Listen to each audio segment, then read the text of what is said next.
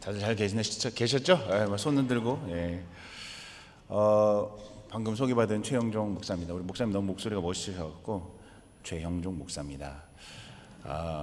저는 이제 15년 전에 우리 교회에서 기도해 주시고 또 후원해 주셔서 유학을 갔다가 거기서 공부를 마치고 현재는 이제 캐나다 토론토 영락교회에서 부목사로 사역을 하고 있습니다.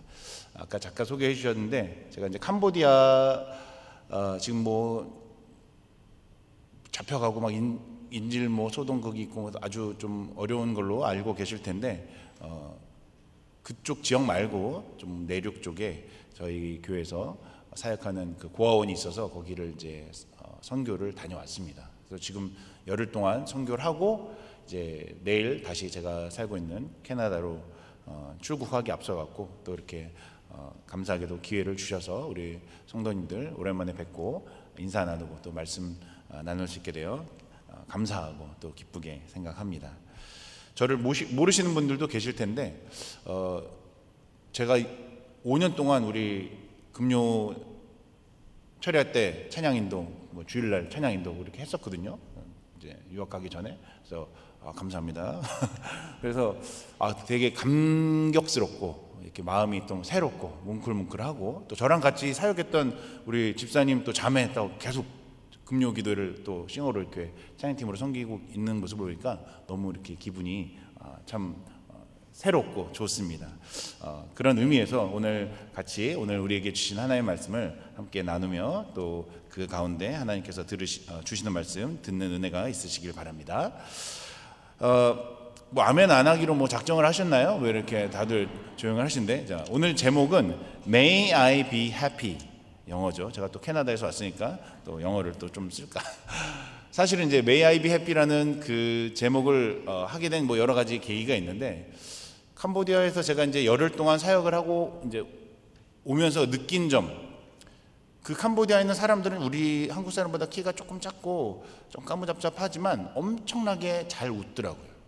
그래서 저만 보면은 이렇게 확 싱글싱글 웃고 이제 아쿤이 이제 그 감사하단 말인데 아쿤 하면서 저만 보면 이렇게 제가 약간 그쪽에서 먹히는 얼굴인지 계속 저만 보면 싱글싱글 웃고 행복한 표정으로 그렇게 해서 열흘 동안 너무 즐겁게 사역을 하고 딱 인천공항에서 딱 왔는데 인천공항 그 도장 찍어주는 아저씨부터 시작해서 다들 얼굴이 너무 이렇게 굳어 있는 거예요. 여러분들도 지금 굳어 있어요. 잘 모르시나 본데 굉장히 지금 굳어 계세요. 그래서 한국 사람들은 참 행복하지 않는가? 라는 생각을 자꾸 이번 이틀 동안 지금 있었는데 그런 생각을 하게 됐습니다. 제가 이제 그 캐나다 토론토에서 이제 영성학으로 이제 하기를 했는데 최 박사 목사입니다. 예. 그 공부를 하면서 우리의 신앙이 우리의 삶으로 이렇게 이어지는 그 연결고리, 이제 우리가 소위 말해 영성이라고 하죠. 그런 부분이 참 발달되지 않다 보니까 말씀은 열심히 듣고 또 성경도 열심히 보고 찬양도 열심히 하는데 실제 삶으로 들어가면 그 들은 말씀 불렀던 찬양대로 살지 못하는 경우들이 참 많은 것을 보게 됩니다. 왜 그런가 하니 우리가 너무 성경만 보고 성경에 있는 것만 생각하다 보니까 우리 인간 스스로 우리 내면의 모습을 잘 돌아보지 못했기 때문이죠. 그걸 이제 어려운 말로 이제 인식론적 전제라고 하는데 칼빈이 그런 말을 했죠. 하나님을 아는 지식도 중요하지만 인간을 아는 지식이 중요하다. 왜냐하면 하나님의 형상을 우리가 가지고 있기 때문이죠. 그래서 그 영성이라는 분야가 결과적으로는 이제 우리가 상담이라든가 뭐 심리 치료라든가 이쪽으로도 연결이 많이 되고 있습니다. 자, 그래서 제가 여러분들과 오늘 나누고 싶은 주제는 여러 가지 영성 혹은 심리적인 상담의 여러 주제들 중에 이제 소위 말해서 영적인 침체, 오늘은 영적인 침체, 다시 말하면 해피하지 않은 언해피한 감정들에 대해서 조금 이야기를 나누려고 합니다. 그래서 첫 부분은 그 영적인 침체의 증상 혹은 이야기 세 가지 종류에 대해서 이야기를 하고 뒷부분은 그 침체를 이기는 법 세 가지를 조금 이야기를 나누려고 합니다. 제 딸이 이제 아마 아까도 이제 설교 들어오기 전에 잠깐 저를 어떤 지사님 찾아오셔갖고 제 딸 얘기를 하셨는데 이제 내년이면 대학을 갑니다.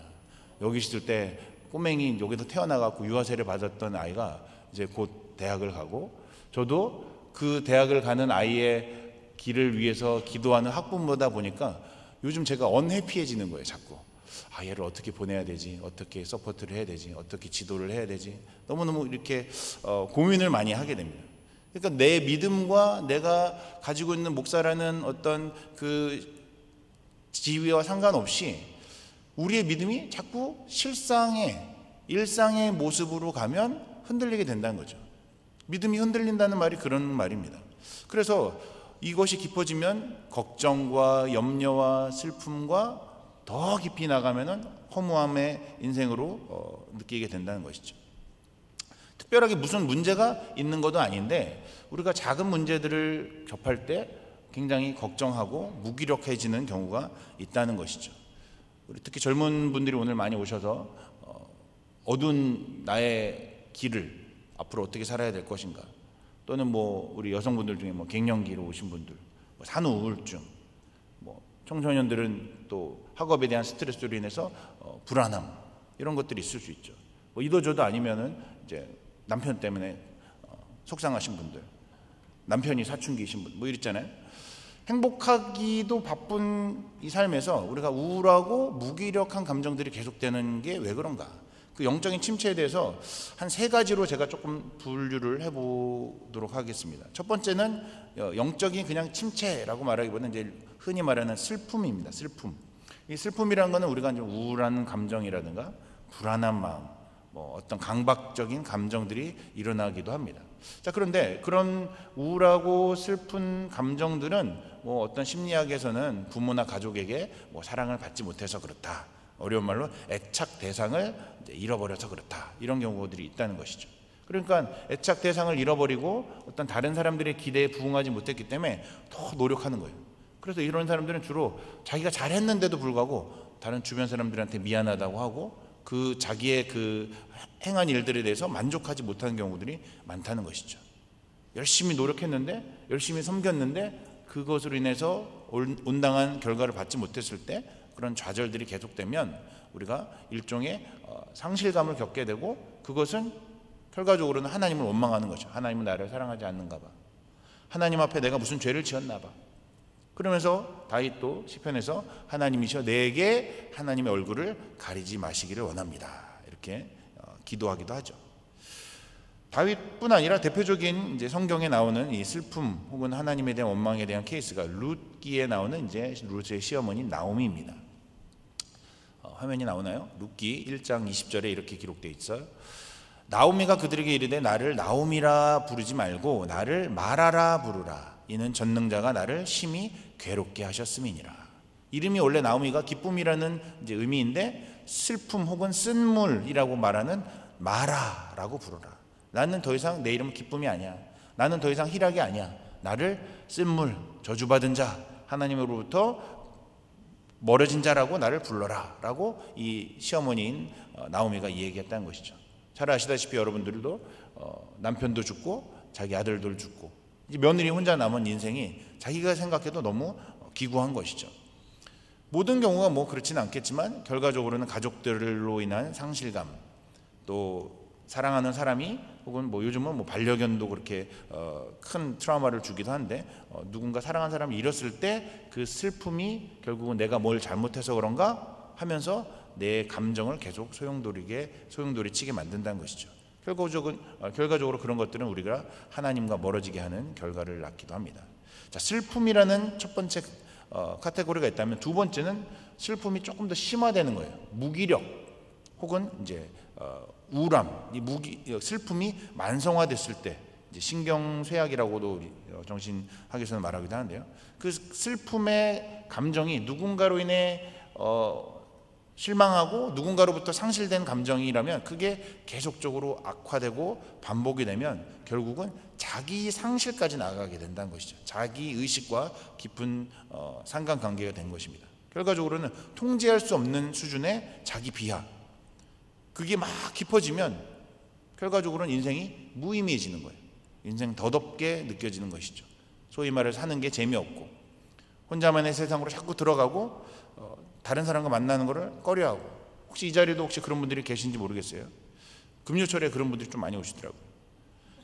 권태롭고 사람들 만나기 싫고 그냥 하나님만 보고 싶고 기도하고 싶고 계속 하나님한테 찾는데 하나님 말씀 들리지 않은 것 같고 신앙에도 큰 의미가 없는 것 같고 삶의 이제 내면에 어떤 동기 없이 그냥 살아가는 이런 분들은 제가 이제 상담을 이제 많이 하는데, 상담을 하기에 가장 어려운 분들이에요. 어떤 슬픔이나 염려가 있거나 뭐 수술을 앞두거나 병에 걸렸거나 그런 막 열심히 살려고 노력을 하는데 삶의 의미가 없어요.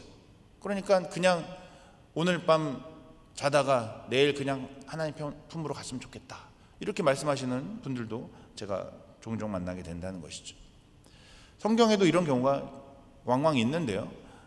그래서 열왕기상인가 11개상에 나와요. 엘리야가 제가 한번 읽어보겠습니다. 19장 3절에서 4절. 엘리야가 그가 이 형편을 보고 일어나 자기의 생명을 위해 도망하여 유다에 속한 브엘세바에 이르러 자기의 사원을 그곳에 머물게 하고, 자기 종은 너 여기 있어, 나 지금 마음이 너무 힘들어 하면서 자기 자신은 광야로 들어가 하룻길쯤 가서 한 로뎀나무 아래에 앉아서 자기가 죽기를 원하여 이르되 여호와여 넉넉하오니 지금 내 생명을 거두시옵소서, 나는 내 조상들보다 낫지 못하니이다 하고. 엘리야가 믿음이 없는 분이 아니에요. 어떻게 보면 여기 있는 여러분과 저보다 훨씬 더 하나님과 친밀하게 교제하고 하나님의 사역을, 놀라운 사역들을 감당했던 그 엘리야가 지금 하나님 앞에서 죽기를 원했다는 것이죠. 너무 괴로운 거예요. 이세벨이 자기를 죽이려고 하고 너무 이 삶이 고통스럽기 때문에 정말 삶을 포기하고 싶은, 허무하고 이렇게 살아서 무엇 한가 라고 생각한다는 것이죠. 그 깊은 마음의 이야기들이 계속 되다 보면 결과적으로 마지막으로 이제 허무함이 너무 깊어지면 허무주의 혹은 인생의 무의미함, 니힐리즘이라고 하는데요. 결과적으로는 내 인생에 대해서 전혀 부정하게 되는, 급하게 또는 내 삶을 완전히 포기하게 되는 그런 일들이 일어난다는 것이죠. 무기력함, 우울함, 어두움, 이런 것들이 아주 그냥 얼굴에 들어간 사람, 그게 너무 심해지면 이제 삶을 뭐 초연한 어떤 관조적인 사람처럼 보이기도 하지만요, 그런 사람들이 있다는 것이죠. 정말 저분 어떻게 되는 거 아니야? 한 번이라도 교회 안 오시면 혹시라도 이렇게 우리가 생각하는 분들이 있다는 것이죠. 어떻게 보면 통달한 것 같기도 하지만 인생에 아무런 낙이 없는 분들, 계속적으로 쓸데없다, 부질없다, 이렇게 살아서 뭐하나, 빨리 주님 날 데려가시지, 이런 분들 계세요. 교회를 다니면서도 이런 분들이 있다는 겁니다. 좋게 얘기하면 이제 빨리 천국을 가고 싶은 어떤 천국에 대한 소망이 있으신 거지만 이 내세를 너무 빨리 내려놓는 그런 분들도 있다는 것이죠. 소위 말하는 염세주의에 빠지게 되는 것입니다. 그런 어떤 이 슬픔이 점점 심해져서 이 허무주의에 빠진 가장 대표적인 영화가 있어요. 영화 한번 보여주시겠습니까? 혹시 이 영화 보신 분들이 계신가요? 모르겠어요. 기독교 영화 아닙니다. 굉장히 세상적인 영화고 이상한 영화고 막 보다가 막 눈을 감고 싶은 그런 영화인데 Everything Everywhere All at Once라는 영화입니다. 2022년에 아카데미를 휩쓴 영화죠. 안 보신 분들이 있으실 것 같은데, 이 영화의 간단한 줄거리를 말씀드리면 이 에블린이라는 가운데 있는 양자경 이 사람이 이제 중국에서 미국으로 이민으로 간 사람이에요. 그런데 이민 가서 이제 세탁소를 하고 열심히 살아가는데 알고 보니까 이 사람도 꿈이 있었어요. 뮤지컬 배우가 되고 싶었는데 어떤 남자랑 결혼을 해서 뭐 그 꿈이 좌절되고 그냥 평범하게 세탁소를 운영하는 그런 평범한 사람이 된 거예요. 그런데 그 아버지는 치매가 와서 자기를 잘 알아보지도 못하고 열심히 살아가고 있는데 하나뿐인 딸은 또 딸인데 사귀는 사람을 데리고 왔는데 여자야. 그러니까 자기 인생에서 자기 뜻대로 되는 게 하나도 없는 여자인 거죠. 그래서 나는 정말로 이 땅을 포기하고 싶다라고 마음은 생각하는데, 마음은 썩어갈 대로 문드러졌는데 삶에서는 그냥 열심히 살아가는 거예요. 바쁘니까 손님 맞이하고 부모님 밥 해드리고 남편 챙기고 딸 뭐 계속 이제 안 된다 얘기 혼내고 너무 바쁜 삶을 돌아가는데 자기의 삶은 내면은 썩어져 가는 것이죠. 그러다가 나중에 알고 보니까 자기 아버지는 아버지대로, 남편은 남편대로, 딸은 딸대로 서로 다 아픔과 고통과 어려움이 있더라는 것이죠. 그래서 결국은 그 가족들이 마음을 합하여서 우주 괴물을 물리친다 뭐 이런 내용입니다. 저기 보면 막 눈 6개 있고 막 이상한 사람들이 막 나타나거든요. 그래서 일반적인 영화는 아니에요. 근데 제가 가장 감명 깊게 보았던 장면이 다음 장면인데요. 이 딸이 하나 넘겨주시겠습니까? 이 딸이 엄마한테 그렇게 얘기해요. 엄마, 나는 그냥 돌이 되고 싶어. 아무것도 없는 산속의 돌이 되고 싶어. 여기 이제 화면에 나오죠. 옆에 있는 돌이요. 그러니까 엄마가 자기가 그 딸을 너무 이해를 못했다는 것을 이제 후회하면서, 그러면 엄마도 네 옆에 있는 다른 돌이 될게, 이렇게 얘기를 해요. 그래서 정말로 영화가 거짓말처럼 한 5분인가 바람 소리만 나고 이 장면이 계속돼요. 누군가의 허무함을 위로하고 막 김권사님, 집사님 뭐 등 막 쳐주고 힘내, 그렇게 할 게 아니라 옆에 그냥 가만히 있어주는 거죠. 같이 있어주는 거예요. 너가 돌이 되고 싶어? 나도 돌이 될게. 너의 옆에 있을게. 나중에는 이 딸이 더 심해져서, 이 허무함이 더 심해져서 이 돌을 막 굴러서 저 내 땅 낭떠러지로 떨어지고 싶어. 그러면 엄마도 따라갈게. 막 그런 내용들이 나오거든요. 감동적인 영화 아닙니다. 우왕청심환을 드시고 봐야 되는 영화입니다. 근데 이 영화를 보면서 제가 느낀 게, 우리 이 땅에 그런 마음을 가진 사람들이 참 많구나. 심지어 교회를 다니면서도 찬양을 열심히 하면서도 우리 마음에 해결하지 못한 이 허무함, 슬픔, 우울함이 있는 분들이 참 많구나를 많이 느껴요. 목사님, 다른 사람한테는 절대 얘기하지 마시고 잠깐 저랑 상담 좀 해주세요. 그런 분들이 보니까 막 교회에서 열심히 찬양하시고 봉사 열심히 하시고 너무 뭐 아무런 걱정이 없는 분 같은데 알고 보면 속에 말 못한 고민들이 있으신 거예요. 누구나 다 그런 고민이 있지 않습니까? 그런 고민들이 있는 분들이 주로 차례를 오시는데, 오늘 그런 마음을 가지고 계시다면 오늘 저와 함께 좀 하나님께서 주신 말씀들을 통해서 우리가 좀 답을 봤으면 좋겠습니다. 이 허무함의 극치에 있는 사람이 이제 우리가 잘 아는 솔로몬이에요. 솔로몬의 아버지 다윗이 이제 밧세바와 간음을 하지 않습니까? 간음을 해서 첫째 아들이, 그 간음으로 생긴 아들이 죽어요. 그 다음에 위로 중에 얻은 아들이 이 솔로몬이에요. 그러니까 솔로몬은 어릴 적부터 자기의 아버지가 다윗이 자기 엄마를 범하여서 자기가 태어났다. 주변에서 아무리 왕실이지만 주변에서 저 솔로몬 왕은 그 위에 형이 있었는데 태어나자마자 죽었대. 간음으로 해서 죽었대. 손가락질과 수군거림 속에 자랐을지 모릅니다. 축복받지 못한 탄생이죠. 자기의 존재가 안 태어났으면 좋았을 뻔했는데, 왜냐하면 다윗이 범죄를 안 했으면 좋았을 뻔했는데, 그런 허무함, 인생은 살아 뭐하나, 내가 왜 태어났는가, 이런 어떤 주변의 여러 가지 수군거림 속에 자기 인생을 저주하며 살았을지도 모른다는 것이죠. 그래서 아마도 이 솔로몬이 젊은 시절 이제 왕이 되자마자 일천번제를 드리고 삶의 어떤 초연한 어떤 자기 인생에 큰 욕심이 없다 보니 하나님께서 무엇을 원하느냐, 무엇을 네가 왕으로 구하느냐, 그럴 때 하나님께 지혜를 구하는 게 어떤 부귀영화, 이 땅에서 뭔가를 손에 쥐는 것에 대한 마음이 벌써부터 없었던 것이죠. 물론 나중에 우상에 빠지고 어떤 여인들과의 어떤 아름답지 않은 관계로 인해서 더 자기의 삶을 끝까지 내몰아친 사람이 바로 솔로몬인 것입니다. 결국은 나중에 솔로몬의 인생 마지막에 그런 얘기를 하죠. 전도서 1장 2절에서 4절입니다. 여러분 뭐 잘 아시는 말씀. 전도자가 이르되 헛되고 헛되며 헛되고 헛되니 모든 것이 헛되도다. 해 아래에서 수고하는 모든 수고가 사람에게 무엇이 유익한가. 한 세대는 가고 한 세대는 오되 땅은 영원히 있도다.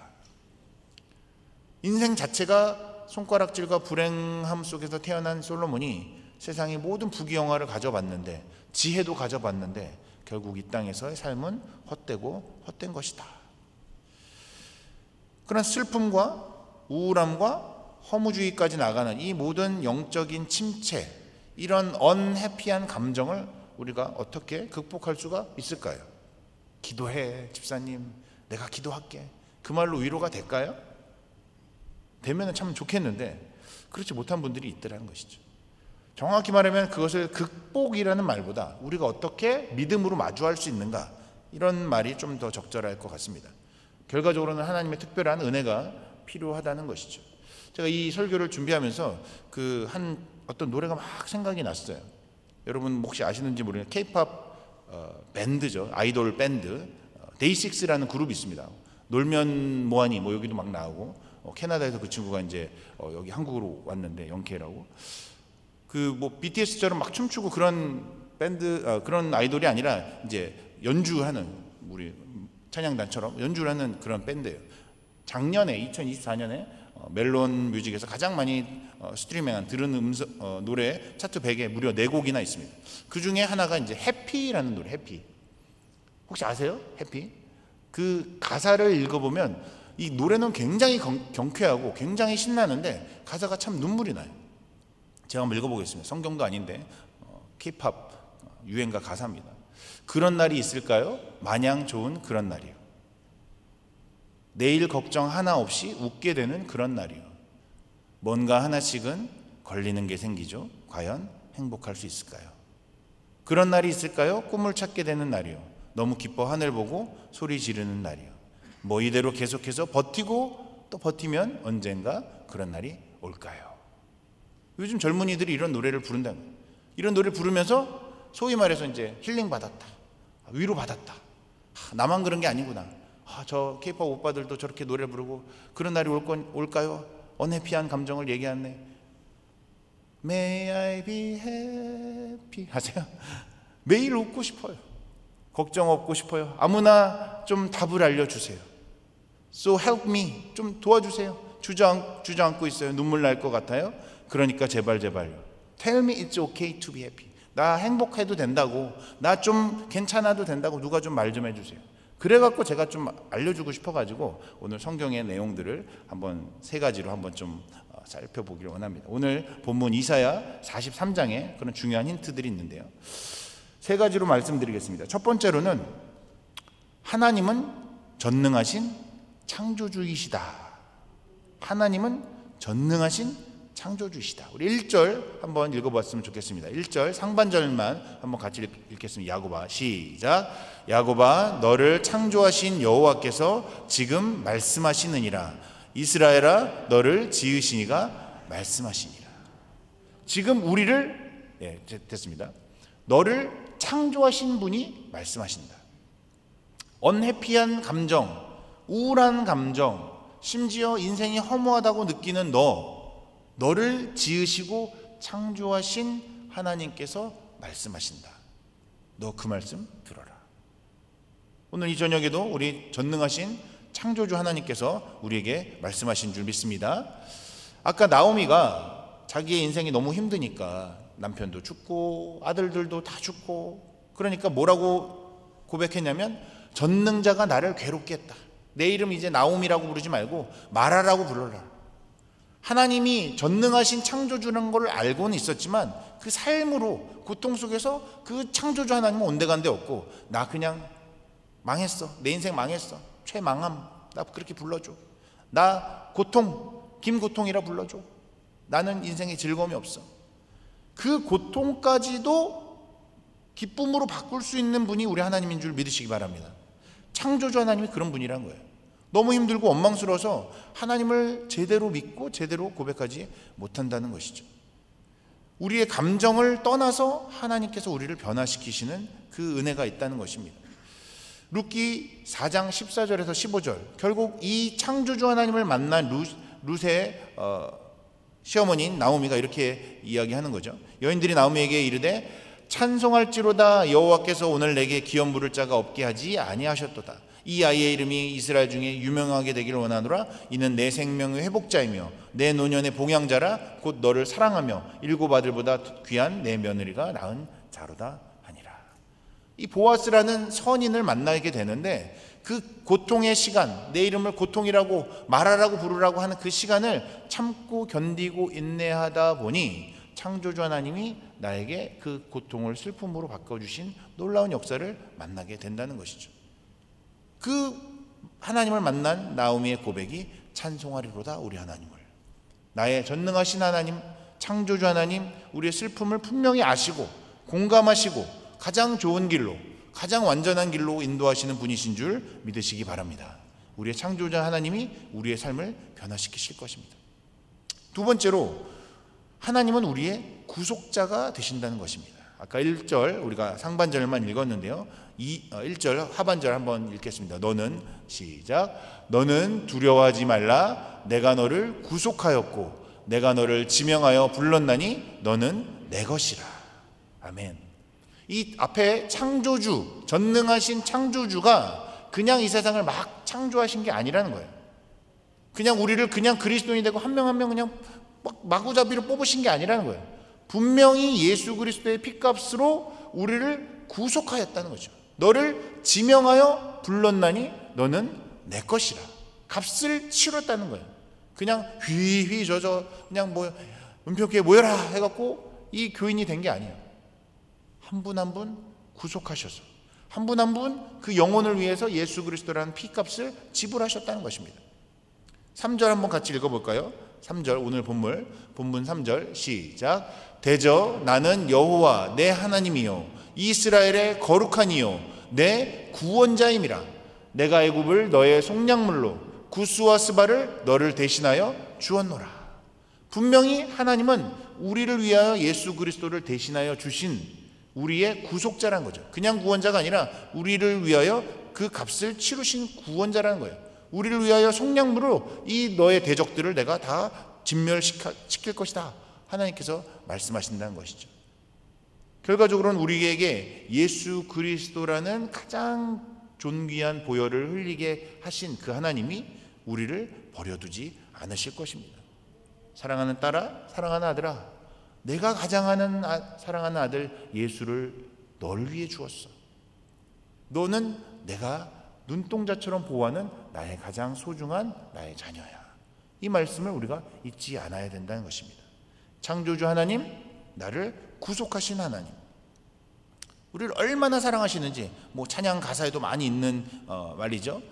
내가 내 눈에 보배롭고 존귀하며 너를 사랑하였은즉 내가 내 대신 사람들을 내어주며 백성들이 내 생명을 대신하리니. 내가 너를 보배롭고 존귀하게 여기노라. 너를 사랑하는 내 여호와라. 하나님 멀리 있는 하나님 아니라 너를 보배롭고 존귀히 여기는, 지명하여 부른 나의 사랑하는 딸, 사랑하는 아들이라는 것이죠. 그 하나님의 음성을 우리가 잊지 말아야 할 것입니다. 어떤 분은 아이고 하나님 우리가 뭐라고 그러지 마세요. 지금 그럴 입장이 아니에요. 한 분 한 분 나를 위해 피 흘리신 그 예수 그리스도를 소중히 여기고 우리가 그 나에게 주신 생명을 감사히 여겨야 한다는 것입니다.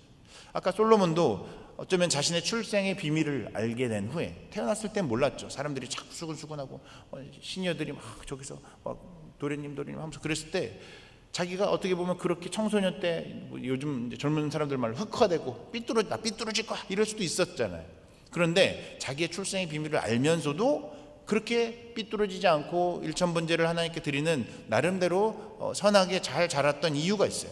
그것은 하나님이 이 솔로몬이 태어나자마자 사람들이 너무 뭐라고 할까봐 이름을 솔로몬이 아니라 원래는 여디디아라는 이름을 주셨어요. 사무엘하 12장 24절에서 25절.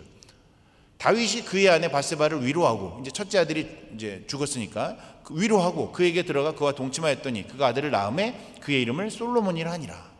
여호와께서 그를 사랑하사 선지자 나단을 보내 그의 이름을 여디디아라 하시니 이는 여호와께서 사랑하셨기 때문이더라.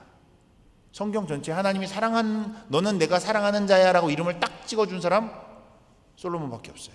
너 태어나면 사람들 너를 막 뭐라 할 거야. 너 엄청 힘들 거야. 그런데 솔로몬 걱정하지 마. 너 내가 사랑하는 자야. 우리 한국말로 치면 최사랑. 얼마나 좋아요. 얼마나 나를 사랑하시면 이름을 여디디아라고 바꾸라고. 하나님께서 사랑하시는 자, 하나님의 아들을 보내셔서 하나님께서 친히 구원하신 자, 바로 저와 여러분이신 줄 믿으시기 바랍니다. 마지막 세 번째로 하나님께서 우리를 동행하시며 우리를 보호하신다는 것입니다. 다른 말로 우리를 하나님의 소유 삼으셨다. 오늘 본문 2절 같이 한번 읽어볼까요?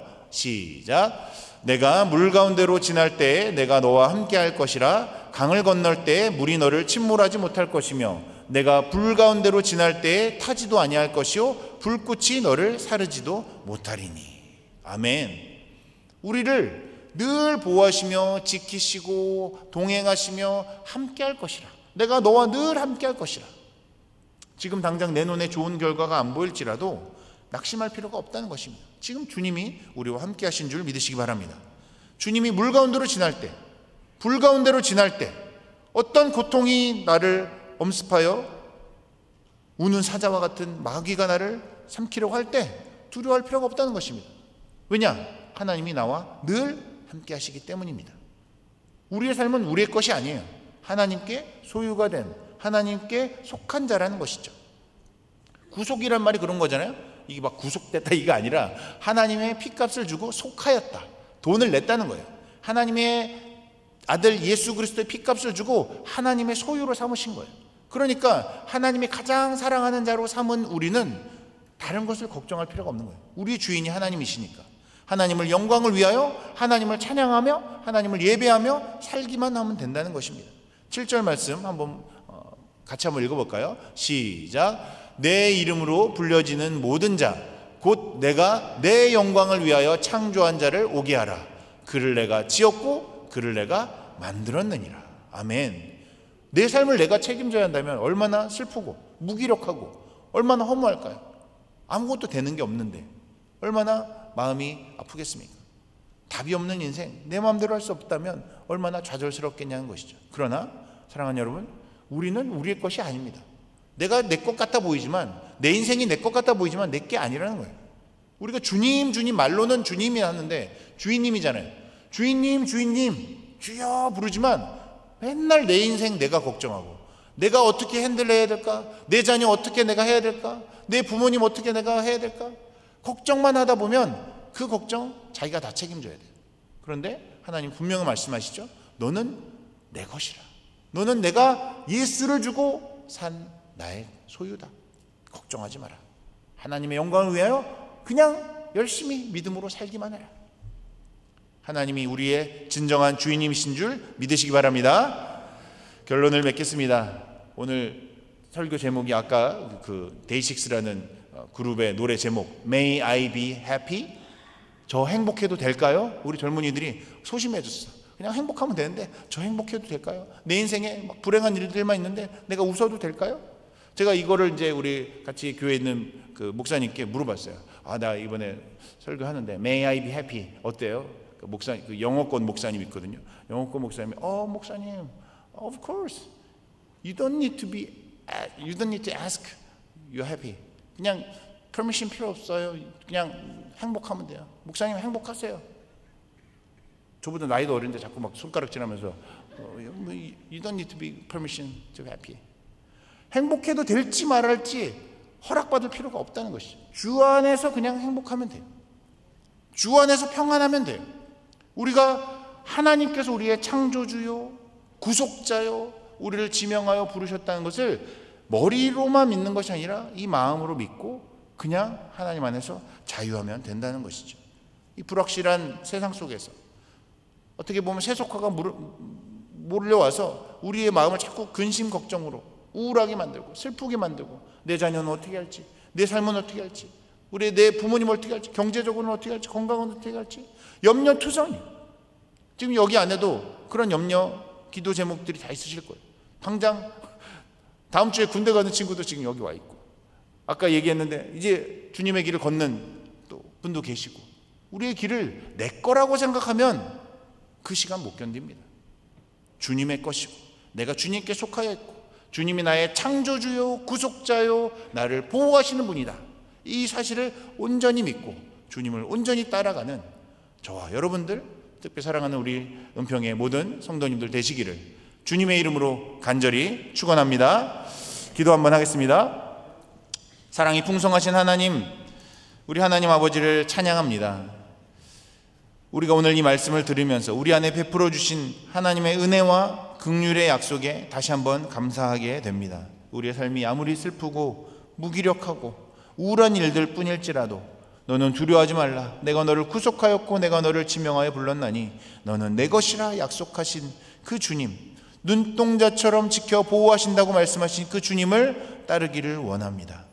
바라옵기는 우리 은평의 모든 권속들이, 모든 사역들이 또 모든 선교지와 주의 복음이 전파되는 곳곳에 우리 창조주 하나님, 구속주 하나님, 우리를 속하여 하시는 우리의 사랑이 많으신 주인 되신 하나님, 늘 은혜와 평강으로 함께하여 주시기를 간절히 소원합니다. 우리는 연약합니다, 주님. 그러나 주님은 강하십니다. 모든 아픔, 모든 눈물을 씻기시는 그날이 오기까지 이 땅에서 믿음을 지키며 주님만을 바라보는 저희가 되게 하시고, 때마다 시마다 도우시는 성령의 은혜를 날마다 체험하게 하여 주시옵소서. 특별히 이 저녁에 주님 앞에 무릎 꿇고 기도하기를 원하는 그 마음 가운데, 간절한 심령 가운데 주의 역사하여 주시고 말씀하여 주시고, 그 모든 기도의 제목들이, 소원들이 이루어지는 놀라운 은혜를 경험하게 하여 주시옵소서. 이 모든 말씀 죽음을 이기시고 최후의 승리자가 되시는 우리 주 예수 그리스도의 이름으로 기도하옵나이다. 아멘.